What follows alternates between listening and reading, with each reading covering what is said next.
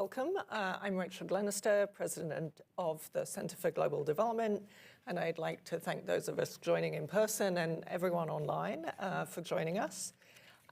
So today we're going to talk about the climate pricing, and this is something that economists have been thinking about and working on for a long time. We've been suggesting solutions for climate change for many years, but we've made much less progress than we would like. And that's partly because changing policies to affect climate change is a wicked problem, by which I mean it's like the economists, the behavioral economists' worst nightmare for a number of reasons. It's like the proverbial boiling frog. We are well into rising temperatures before it's possible for any individual to notice that the climate has changed.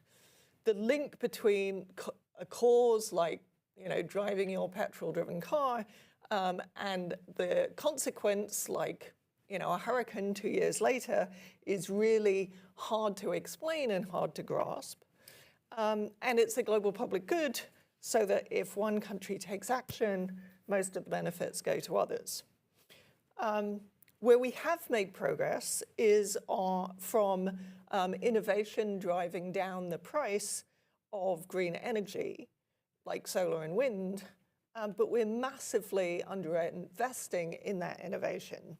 So at CGD, we're doing a lot of work on how to better stimulate innovation into the needs for improving effectiveness of climate change policies.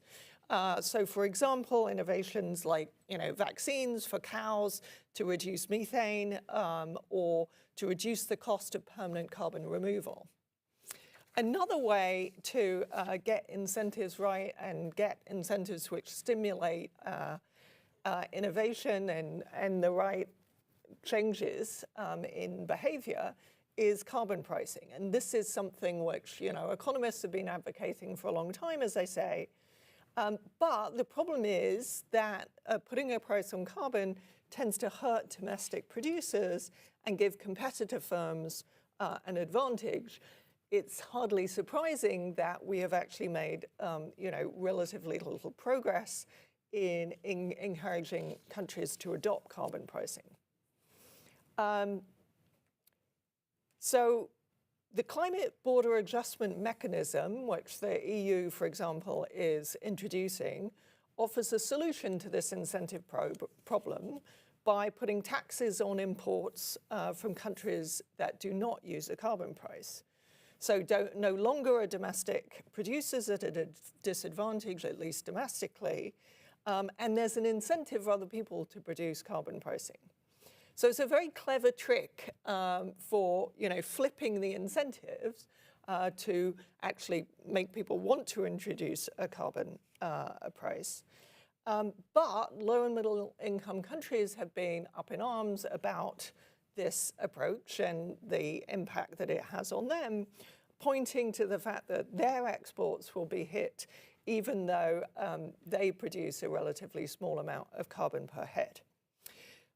So the team that you're going to hear from today have been working on trying to address that problem, and we're going to dig into that in this session and look at new proposals to address some of those issues. So they're going to draw on the Global Climate Policy Project's flagship report, Building a Climate Coalition, Aligning Carbon Pricing, Trade and Development. So it explores how a new coalition of countries could reduce global emissions at scale, support sustainable development, and generate nearly 200 billion in annual revenues, and create a much more level playing field for industries worldwide. Guiding the conversation and also guiding a lot of this work is Catherine Wolfram, William Barton Rogers Professor in Energy and Professor of Applied Economics at MIT Sloan School of Management, and a real leader in this field. I'm going to let her introduce the panel, and look forward to the discussion.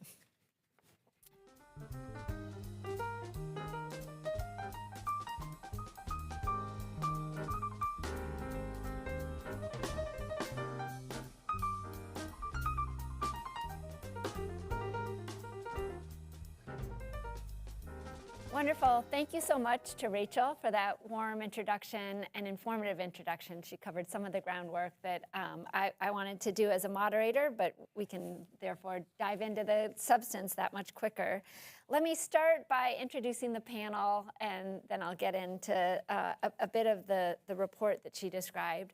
So just to my left is Marcelo Medeiros. Marcelo is a Climate Action Fellow with the Salada Institute at Harvard University, also the founder of ReGreen, that's working on reforestation and carbon removal in Brazil. So thank you, Marcelo, for joining us. Marcelo is also a working group member and contributed to the report that Rachel described. Then to Marcelo's left is Ian Mitchell. Ian's a senior fellow here at CGG who has worked on CBAM, thought about the impact of CBAM on low and middle income countries. And last but not least, on Ian's left is Jennifer Winter. Jennifer is a professor at the University of Calgary and also serves as the Departmental Science Advisor to Climate Change Canada. So Jen was also a member of the working group that put together the report. So just quickly, let me give a couple of minutes of introduction.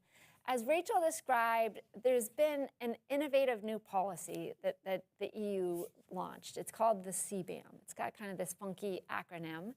And basically what it does is takes the fact that the EU has a carbon price through the EU emissions trading system, through the cap and trade system, and assesses that carbon price on imports into the EU. So if you are a Malaysian steel producer and say it takes you 2 tons of CO2 to make a ton of your steel, if you send that steel to the EU, you have to pay at the border the same carbon price that the EU steel producers are paying.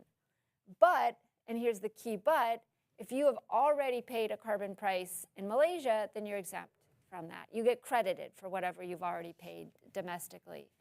And so I've done some work that's shown that the CBAM has really led to this proliferation and really kind of a global conversation about carbon pricing and about decarbonization more generally. How can we drive reductions in the sectors that are first covered by the CBAM?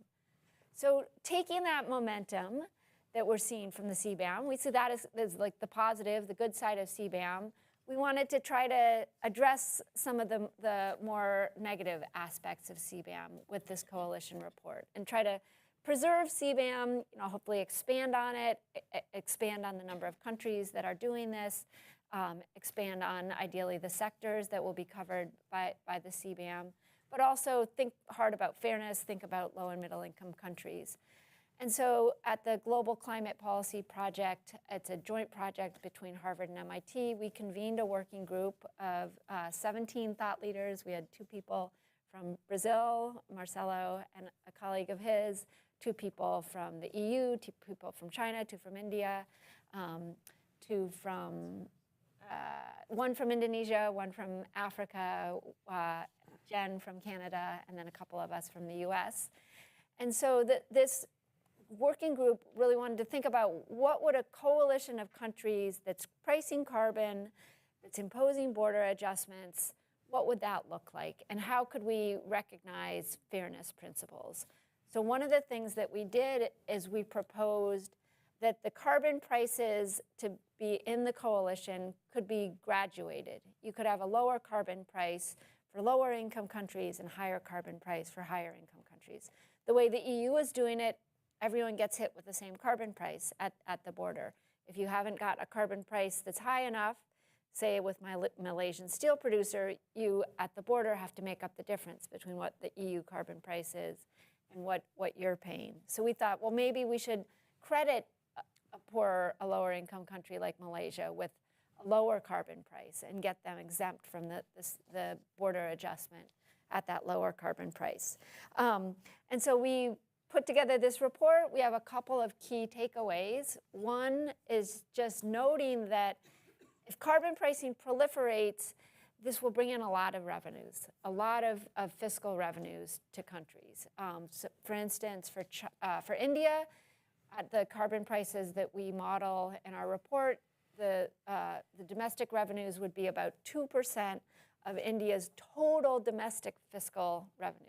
It's a lot of money for the Indian government. The next thing we do is look at how many emission reductions we would drive. We think that the coalition could drive 7 times the emission reductions as what we would get with just the current policies. And finally, we show how with this graduated carbon price, low and middle income countries are poised to benefit, especially low and middle income countries like some of the African countries where they have very clean production. A world that is pricing carbon is a world that rewards clean production, like the production in Malaysia. So what I wanted to do, or what we wanted to do on the panel, is think about this climate coalition that the working group has proposed. Think about why different countries might find it compelling, and think about how we might move forward with implementing it in practice. So with that in mind, let me turn first to Marcelo. Marcelo is from Brazil. Brazil has an emissions trading system. Brazil is one of the countries that, recently, in part in response to the CBAM, has been adopting carbon pricing. So you've got this emissions trading system. You're facing policies like the CBAM. How do you see these policies affecting Brazil's competitiveness as an exporter? And do you think joining a broader climate coalition with the shared rules and support could be a better path forward than acting alone? Well, thank you, Catherine. Thank you for the invitation to be here. I think there are a number of tangible outcomes from joining a coalition. And 2 of the most obvious ones are the access to export markets and revenues and tax revenues the country can generate. And I think those 2 tangible objectives are not the ones that interest Brazil the most. If you look at export markets, I think the difference is going to be minimum. The only product of the products that are going to participate in the CBAM protection are products that Brazil is not a big exporter except for steel. And Brazil exports more than 50% of the steel exports to the US, with certain not to participate. So it's not a big incentive for Brazil to say that it's going to have more access to export markets, especially for these products.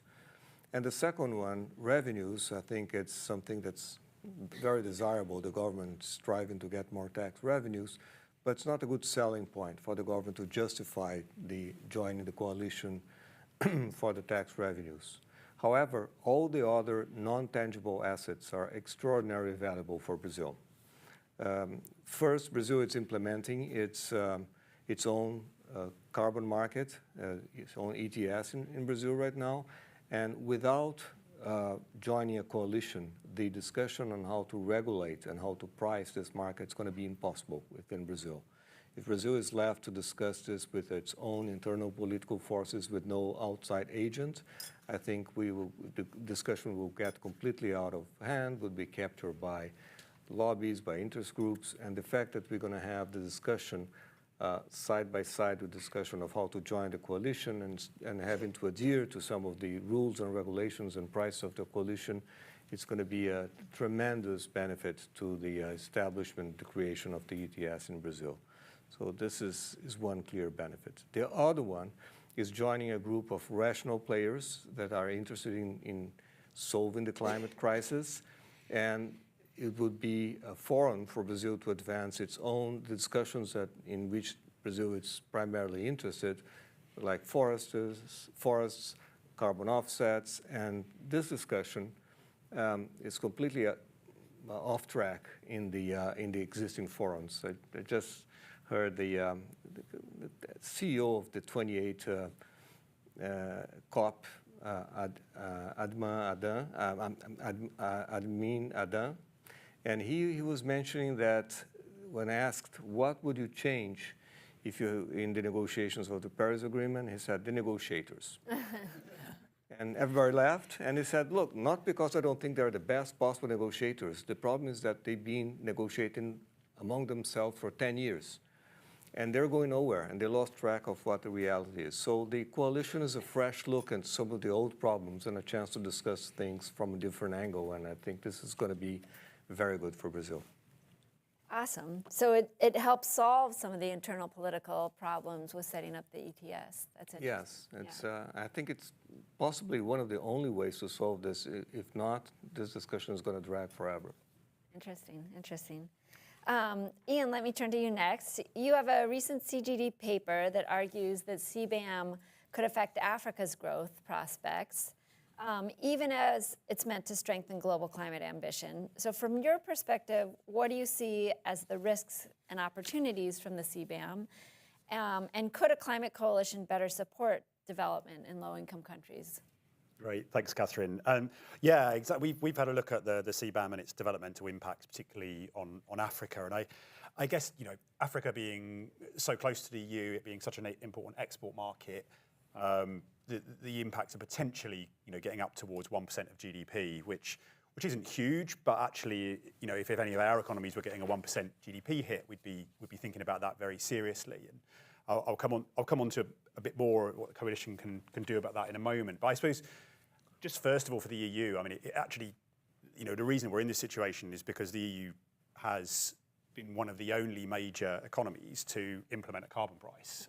And that carbon price is at a significant level in a way that it's not almost anywhere else in the world. And so, you know, in the introduction to CBAM was as Rachel said in her introduction, you know, a very sensible response to A, the risk of leakage, and B, industrial complaints within the EU that they are being punished by the EU's climate policy. So it's really critical to maintaining support for the scheme. And it also, as Marcelo, is not so relevant for Brazil, but the revenues of the emissions trading and the CBAM are relevant for the EU, which is, you know, trying to demonstrate its value added. I think where it went wrong, and you mentioned COP28, it was incredible, the bad feeling around, you know, what I'm arguing, EU is arguably the most progressive climate actor, was being harangued from all sides for the introduction of CBAM, because it seemed to ignore this principle of common but differentiated responsibilities, and that principle was in the climate negotiations and in the trade negotiations. So, you know, and the emissions per head, you know, it just doesn't make sense for Africa, which is emitting 1 tonne per head, to be taxed by the EU, which is emitting 7 or 8 tonnes per head. I think it failed the kind of common sense test. But I do think the coalition, you know, but I do think the CBAM is important and valuable, and I think it can learn the lessons, you know, from the CBAM's initial design. And I guess the one thing that we've seen, it's been 2 years since the CBAM timetable has been confirmed, but 75 low and lower middle income countries, of that group of 75 countries, only one has implemented a carbon price, which is Ukraine, and another 2 have got one under design. So it just shows you the capacity for these economies to implement a carbon price is very low. And I think that's where the coalition ideas about support, and Catherine's written a paper on this saying, why would you pay the revenue to the EU when you can, you know, if you introduce a carbon price and you can raise the revenue yourself? And a carbon pricing, it's focused on industrial sites, it's quite manageable to raise that revenue, and lower income countries sometimes struggle with that. So I think, for me, the coalition having a story for lower income countries that aren't emitting enough but do have industry, and B, having that support, you know, is a significant feature of the design of the proposal, I think. Great, thank you. Since you brought up my work, I'm going to take the moderator's prerogative, and you brought up the statistic that I've seen as well, that CBAM will potentially reduce an African country's GDP by 1%, which is a big hit. I agree.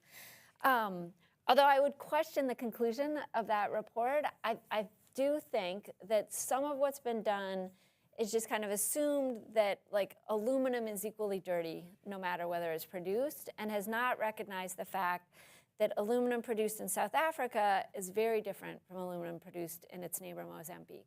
Mozambique has an electricity system that is essentially 100% hydroelectric. South Africa by contrast, has an electricity system that's like 95% coal. And so from a carbon perspective, those two aluminum producers are very different.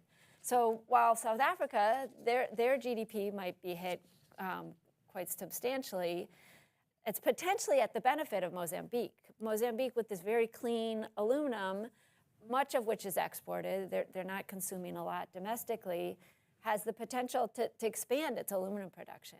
A world that is pricing carbon is a world that attracts aluminum production to places like Mozambique that have a lot of clean hydro or solar, if they want to develop solar, clean electricity. So yeah, I do think it's important to recognize that there's heterogeneity. As long as it can implement the carbon price. So it would have to demonstrate, Mozambique would have to demonstrate that its energy is clean. Yeah, so there's that, there's implementing the carbon price, but also, even if they can't implement the carbon price, hopefully they will. It's a no-brainer for Mozambique to implement the carbon price, and we're actually working with the government. I don't know if they're one of your two that have it in plan, but it's definitely in process in Mozambique.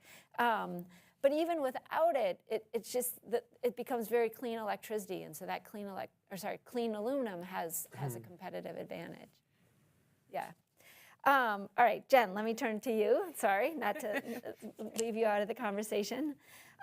So you're from Canada. Canada has experience with carbon pricing, lots of experience. Why does a climate coalition approach matter for a country like Canada? What's at stake in terms of climate leadership, competitiveness, and fairness? Okay, well, it's great to be here. And I think before I start my remarks, I just want to let everyone know that while I am Departmental Science Advisor, my position today is not that of the government of Canada. I wouldn't want my remarks to be misconstrued as official position. So yeah, like Canada has a lot of experience with emissions pricing, most of it subnational, starting in 2007 with Alberta implementing industrial pricing. Alberta is where I'm from. And I think the coalition approach for Canada is really like rooted in the collective action problem of climate change, in that Canada is a small open economy, it's trade exposed, and a lot of its important economic activity is both emissions intensive and trade exposed. And so a big preoccupation in Canada is, if we do something, if we take action on lowering emissions either through regulation or pricing, are we going to lose competitiveness relative to the rest of the world? And that's fundamentally the collective action problem of addressing climate change. And so Canada has a long history of collective decision making and collective action, and carbon pricing came into effect in Canada, and Canada-wide carbon pricing, because there was, at the moment, political consensus on taking action, and that meant that because everyone was going to do the same thing within Canada, that meant that there wasn't that competitiveness issue within Canada. So I think it's like a little bit of a microcosm, because it's a big country. There's differences in energy systems and economic activity in the different provinces and territories. And so it really is a little bit of a microcosm of that collective action problem. And I think the other really interesting thing about Canada is that we're emissions intensive and trade exposed, and we're also a country that swaps between being a net exporter of emissions and a net importer of emissions. And so that's also why having, a level playing field is important for businesses in Canada. Great, wonderful. Okay, so we've kind of laid the groundwork where different countries might be coming from, why the coalition might be attractive. So I want to turn now to thinking about how to actually potentially get the coalition implemented. What are some potential challenges that we'll run into? What are some pathways? So let me turn first to Ian. And just to set up this question, one thing that we contemplate in the report is, in addition to having the coalition countries agree on carbon pricing, agree on some additional kind of complementary climate policies, and particularly climate policies that could help induce low and middle income countries to join the coalition. So we think, for instance, about agreements around either tariff-free or lower trade barriers to the trade in the inputs to clean aluminum or clean steel. You know, maybe we'd agree to have free trade of electrolyzers within the coalition as a way to make it easier for low and middle income countries to decarbonize. Maybe even more importantly, we think about potentially having some of the high income countries use their domestic carbon pricing revenues to have climate finance. Maybe they could set up a trust fund at one of the MDBs or at several of the MDBs to have programs that would subsidize clean aluminum or clean steel production in coalition members that are low or middle income countries. So I want to turn to Ian, and I know that you have experience working in the UK government and engaging with the EU. So how would you recommend designing incentives like these that are attractive for low and middle income countries as well as palatable to the donors within the coalition? Great, thanks, Catherine. And I mean, in your proposal, you suggested potentially 3 different levels of carbon pricing, which I think the IMF have suggested as well. And I think that's certainly one way to do it. I know when the EU considered that, it's a global public good, the price should be the same everywhere, and that was the compelling argument for them. But I think that the idea of allocating some of the revenues from the CBAM or from the carbon pricing into lower income countries would help a lot with the politics. I mean, I think that it's quite difficult to assure that money is additional. So the EU at the moment, I think, is going to move towards saying, well, our development aid will support carbon pricing in lower income countries in response to the CBAM. We're waiting to see what they're going to say in their vision today, but that's one of the things that's been trailed. So I think there is value in that, but I guess lower income countries need to be realistic about whether that's an additional stream of income or whether it's just a diversion. I thought the other things in terms of sort of the design and experience in UK government, there was, I think you considered this in your report, probably the best and maybe the only example of a kind of trade incentive for international action is the Montreal Protocol, which was agreed in 1991 and tackled the gases that affect the ozone layer. And we were talking beforehand about how remarkably quick that was, and it was a US-led initiative. And the way that it worked was, if you weren't in the coalition, then you couldn't trade in the products containing these gases. So it was a very steep incentive. You were either in and you could trade, or you were out. But having the world's largest economy in hosting that made that a powerful incentive. So I think there's also something in that. I mean, having a coalition with a large proportion of the global economy and emissions would be important. And the most recent, again, there have been some thoughts around this in the G7 at least to create a climate club, which was a Germany-led initiative 2 years ago. That hasn't got binding membership requirements in the way that you're talking about for the coalition. It's got 46 countries in that coalition now, though, and Indonesia and Malaysia are 2 of those countries. So it is broader than just the northern countries. But I think for that sort of coalition to work, it needs a broader grouping with Brazil. And if you're going to be creating trade incentives that really work, then maybe you also need China in it, given the world we're in and the fact that you'd need to incentivize certain large northern economies to rethink their approach to climate. Then I think that's the challenge. And it's a multipolar world, and it means working with new partners. Yeah, so thinking about getting the right countries in as an initial first step. Yeah, that makes a lot of sense. So Jen, let me turn next to you. Canada has had a lot of experience with carbon pricing, so what lessons can we take from those experiences about the politics, the practicality of implementation? How do you build durability? I know Canada has some more durable carbon pricing systems than others. So what are some great lessons that you can convey? Yeah, okay. And I'll try not to go on too long because carbon pricing in Canada is fairly complicated.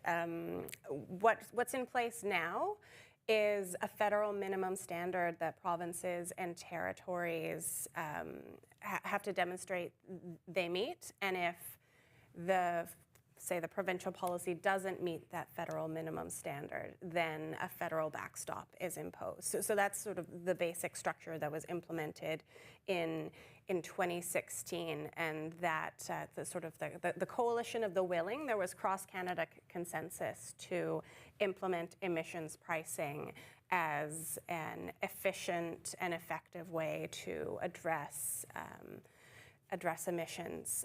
I think I also want to note that it's like, yeah, Canada has a lot of experience with emissions pricing, and it was Alberta that was the first province to implement it in 2007 with industrial pricing.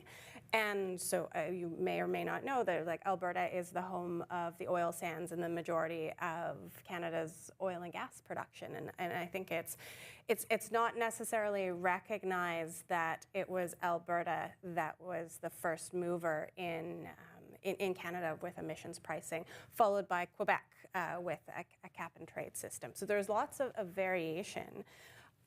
What was really, really challenging in Canada in particular was that when we started implementing Canada-wide carbon pricing, it came into force in 2019.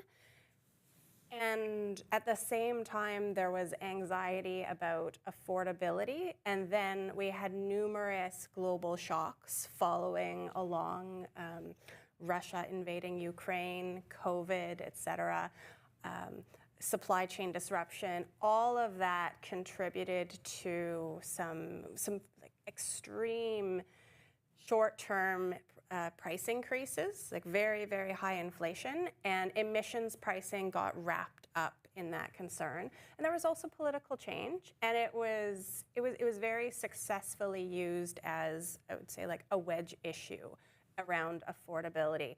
And in this year, what happened was the federal government removed the consumer-facing emissions price, and the provinces and territories followed along soon after by setting their price to zero. We still have industrial pricing across Canada, and that will mean that the majority of emissions in Canada are still priced, just not as much as it was before. And so I think it's the real lesson is that emissions pricing is often, unfortunately, complicated to explain. I once spent Christmas dinner explaining to my parents how it worked. For the economists in the room, it's income effect and substitution effects associated with the tax and the rebate. And it's like Canada did have tax-based rebates that were uniform. And that was meant to compensate households for the increase in costs. It wasn't understood very well. And so the political narrative about affordability became unfortunately all-consuming. And I think that's one of the key lessons is that you can have a coalition of the willing and it can disappear. And then other factors can have extreme disruption on your desired policy direction. That said, I'm still optimistic, and we still have industrial pricing, and I also think it's sometimes economists will often get fixated on efficiency and the lowest cost pricing system, and that means that sometimes like the perfect is the enemy of the good. But I think it's a real lesson from Canada's experience is that there can and will always be policy change. Interesting. I guess I take it too, and I think you said this, is maybe consumer-facing goods are harder than more upstream. Is that fair? So you still have the industrial carbon price, you don't have the Yeah. I think gasoline. it's upstream. I think Quebec's cap and trade system, for example, is much less controversial, and that's because the price is, hidden in the cap and trade system. And it's probably a lesson from the European Union. Like the other part of it was people just fundamentally misunderstood what was happening. There was polling before Canada's carbon price was implemented so it came into effect April of 2019. And so there was public opinion polling about how much the carbon tax had increased gasoline and the cost of living in March 2019. And it was over it was like 2/3 of respondents said it had either increased a lot or some are a lot, right? So it was just the fact that people knew about it meant that they thought it had affected prices, even though it hadn't. And then Russia invaded Ukraine and their gas prices went way up. And Exactly. They were really mad. Okay. All right, Marcelo, Brazil is about to be the host to the major climate conference, COP30. Why does Brazil see this conversation as timely and important, and how do fairness and inclusivity come into play? Well, I think two of the top priorities of Brazil are the TFFF, the Tropical Forest Forever Facility, and the coalition. I think they made this very clear. Those are the two top priorities, and they kind of complement each other. For the TFFF, Brazil is basically asking the world to contribute money to help protect the forests, the Amazon forest. In the other one, Brazil is showing commitment to a climate agenda. So they kind of tie together nicely, and Brazil is not just asking things, Brazil is contributing, and Brazil is offering to take a bit of a leadership role in discussing this and taking the responsibility for promoting the agenda. So I think this should look nice, and Brazil, I think André Corrêa do Lago, the COP president, see this connection and is working with it. The other good thing about this is this has helped connect the three important, the Ministry of Finance and the Ministry for the Environment are connected in this agenda. They see benefits for those two things being together. And the president of Brazil also saw this connection, and he also agreed to connect those two top priorities. So I think this is very, very timely. I don't think Brazil would be as much involved and forthcoming if it wasn't for the COP. So I think it's very timely. In terms of fairness, I think one of the concepts that is dear to Brazil, Brazil has always been right there in the middle, capable of entertaining discussions with the G20, but also having a dialogue with the poorer countries. And the fact that you have this differentiated tariffs for countries and are taking this into consideration in the discussion, I think it's dear to Brazil and makes Brazil a good actor in the discussion. I think this is something that goes well with the Brazilian diplomacy and the type of relationship that Brazil has with both sides of the equation, with the very poor countries and with the developed countries. There's another question of fairness and inclusivity, which is the inside Brazil. The two things would have also to connect to the fact that Brazil sees the 28 million people that live in the Amazon, both victims of the climate situation. We had severe droughts and natural disasters in the region, and also the fact that you're going to have to protect the forest sounds to the people that live around the forest like loss of income, loss of revenues. So to the extent that we can show that the coalition is a window to new opportunities and to participation in a group of countries that will permit us to create new economic opportunities for Brazilians, I think this also helps in the discourse. That's great. So it's my understanding that with the TFFF, Brazil itself has committed to invest. Brazil has committed some money. So to me, that's an important step, that a middle-income country is saying, look, we're not just like looking for climate finance, we're going to be contributors to it. It was a strong symbolic gesture, but it's 1 billion, there's 124 to go.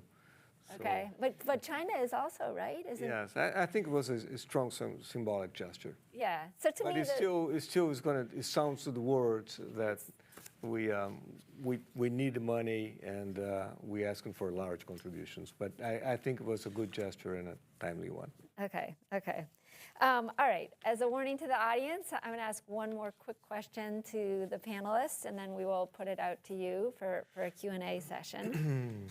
So the panelists, why don't we go this way, start with Jen. Yeah, kind of one or 2 minutes each. What's the single biggest challenge to launching a coalition, and what makes you optimistic? Okay, so I think what I see as the single biggest challenge, and it's, I think, rooted in the fact there are lots of examples of climate-focused coalitions, like the G7 Climate Club, the Global Methane Challenge, Canada's Global Carbon Pricing Challenge. The majority of them are focused on information sharing and best practices. And that's like, I think that's great for more general policy coordination, but to have it rooted in like specific actions, like the Paris Agreement.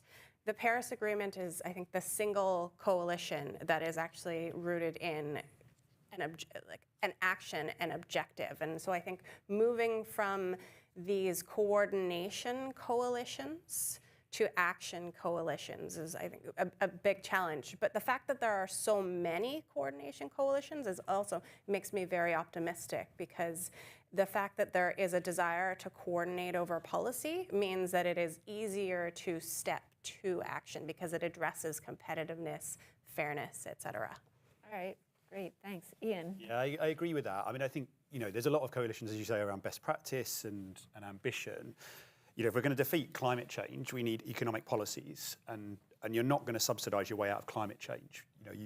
Countries cannot afford to use subsidy as a tool, and so you need to use tax as the tool, and that is the carbon price. And so, for me, I'm really glad Brazil was taking this seriously, because if you don't get progress on that, then we really aren't going to. If we haven't got economic policy to tackle emissions, which basically is a form of carbon pricing in whichever form it takes, whether it's cap and trade or a different form, we absolutely must have that to make progress. And so that's the prize, and I think the challenge is exactly as you said, Jen, is just to get enough countries willing to make that concrete step, because I think there's a lot of low carbon prices. We actually calculate them in our Commitment to Development Index. You can look at how much the carbon pricing in a country adds to the cost of carbon. In most countries, it's very low. Only really the EU is into the $30, $40 per tonne, and that's the big challenge, I think. Canada's up there, right? Yeah. Canada's give credit to Canada. But to your economic policy point, this is what Marcelo was talking about, like having the Ministry of Environment talking to the Ministry of Finance. You need both those involved if you want to make environmental policy that recognizes the economic incentives. Okay, Marcelo. I think I'm going to talk about something we heard this morning. Catherine and I were at another seminar, and we heard the senators saying that CBAM is absolutely critical. I think he mentioned three things: CBAM, homeowners, and the villains. But he talked first about CBAM, how CBAM is absolutely critical to solving the climate crisis. Without CBAM, we don't have a chance. And I think this coalition is something that first and foremost raises the profile of CBAM. Everybody knows what CBAM is. Everybody talking about CBAM. And a coalition of countries getting together to make it work and to make it stronger, I think it's absolutely critical if we want to have a chance. Also creates a new group with actors that are willing to resolve things, that are willing to move things forward. And unlike the Paris Agreement, which became probably too big with too many countries and two different agendas that are different and became a tick-for-tack negotiation, this one is one that's meant to work, that's meant to achieve practical results quickly, and building on a base, as you showed this morning, that's already there. 80% of the products that are coming into this coalition are already taxed. So it's just getting together and make it work. And I think that's That's something to be very optimistic about. The idea that the coalitions will just catalyze a movement that will make CBAM work and start a new and fresh negotiation about the climate agenda. Let's hope. Let's hope. Yeah, Marcelo, I described my favorite statistic in the whole report this morning, which was that amongst the sectors that the CBAM is targeting first and that the report suggests as targets for the coalition, 80% of the emissions globally are already covered by carbon prices. So we kind of have to talk about this. These are heavily traded goods. We have to talk about how that's going to work, which is what the coalition is offering to do. All right, I think we have about 10 minutes remaining. If you have questions, take questions from the audience.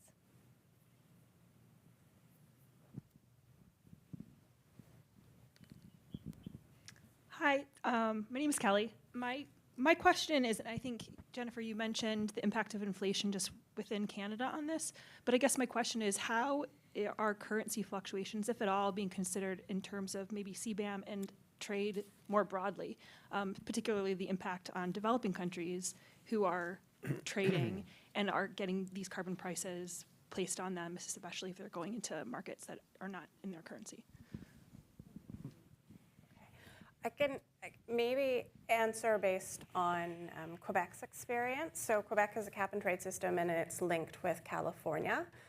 And there's a minimum price path that is, it's set in both currencies, and then it's,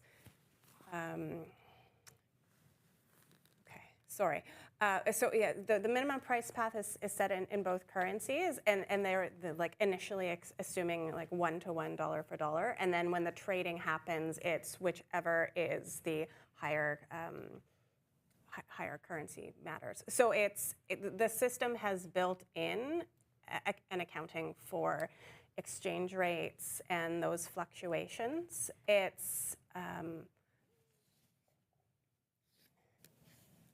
I think like maybe it's perhaps not the best example for you because like the Canada-U.S. exchange rate is relatively stable. Like it does fluctuate, depending on economic conditions in both countries, but at the same time, it's relatively stable. And I also think it's like we're both also like developed, stable countries, and we're fairly integrated. And so that means firms on both sides of the border are used to accounting for fluctuations in exchange rates in doing business, and so it's just part of the natural order of things.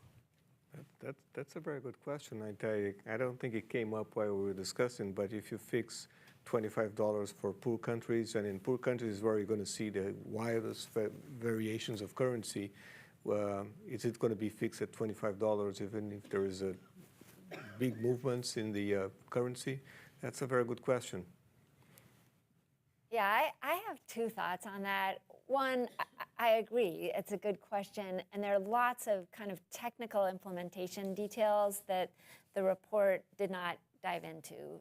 So in addition to currencies, how do you compare a carbon price market that's offering free allowances to a carbon price market that is tied to the intensity, the production, like China's carbon price is now? I think there are ways to compare them, but we need to kind of develop the set of rules that the coalition would use to recognize different flavors of carbon pricing. So I guess I would add that to the list of kind of technical things that we'd have to think about, which is exchange rates. I don't know if this is what you are talking about, but I suspect that for the vast majority of countries, maybe all the countries, trade in these goods isn't enough to like move the currencies. So I think starting with the smaller set of industries, you're not going to see kind of an endogenous response to the coalition, but more like in certain periods, it almost seeming like a double tax, right? Because of the exchange rate, if you have to pay in U.S. dollars, then it being. Yeah, I think I was thinking of it more where in certain periods it would almost seem like a double tax. I see. If because of the exchange rate fluctuations. Yeah, no, that's a really good point. That's a great point. Thank you.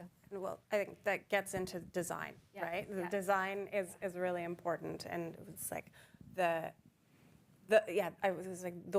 lessons are from Quebec and California, and then the UK and the Yeah. EU ETS. And that in both of those instances, exchange rates were taken into account in the design of the system. So there's technical work to be done, but some Yes. precedent. Yes. Right, I saw another.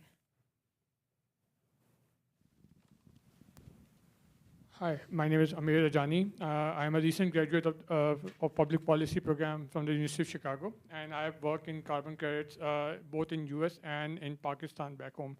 My question is regarding the technical deficiency, especially in the developing countries around calculation of carbon credits and validation of that information at a global scale.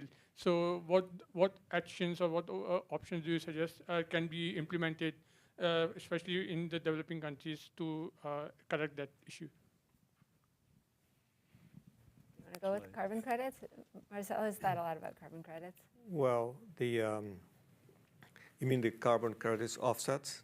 Yes. Yeah. Like to identify how much carbon emission has been reduced by a certain company or an organization. Yeah.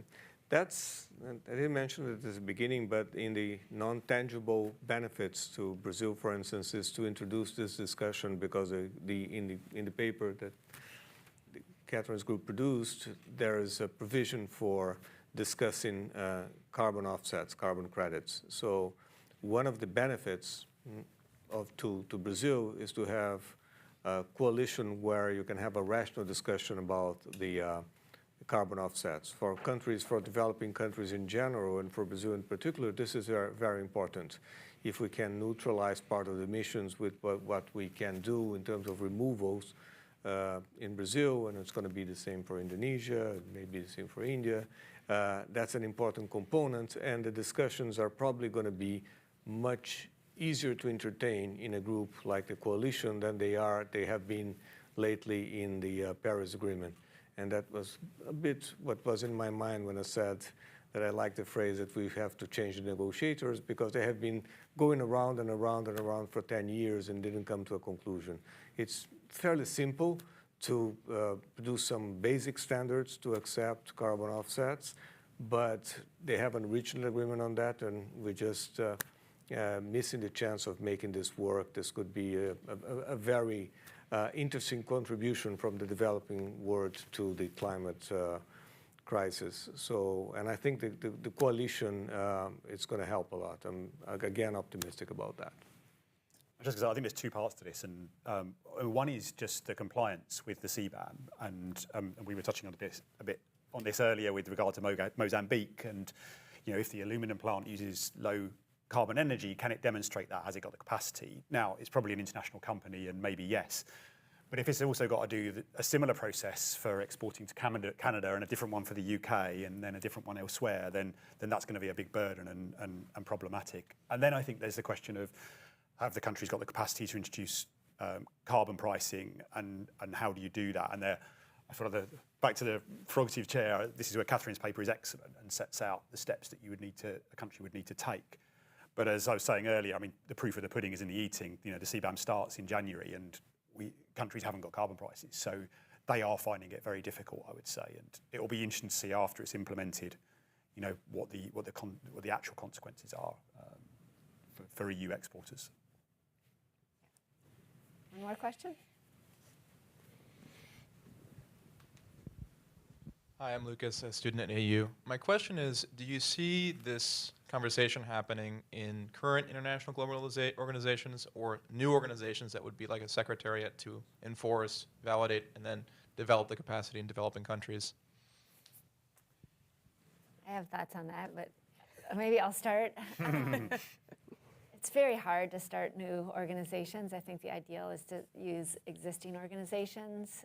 I think, for instance, the Coalition of Finance Ministers for Climate Action might be a good organization. We've talked about the role of finance ministries in this type of policy, so that's like the right set of countries or right set of ministries. Yeah, I mean, eventually, maybe, if it really takes root, then you can think about starting a bespoke institution. But I think originally, or initially, it makes more sense to start with existing institutions. I definitely say, on behalf of my colleagues, we'd be skeptical about there being a new climate fund, right? I mean, every year COP sets up a new climate fund. My colleagues have called for a moratorium on that. So I think there's plenty of financing mechanisms by, I think eventually if it becomes a serious sanctioning group of countries, you're going to need to have full governance and establish it as a body. But whether it's an evolving body from a group, I guess remains to be seen. All right, please join me in thanking the wonderful panelists, and thank you to the audience.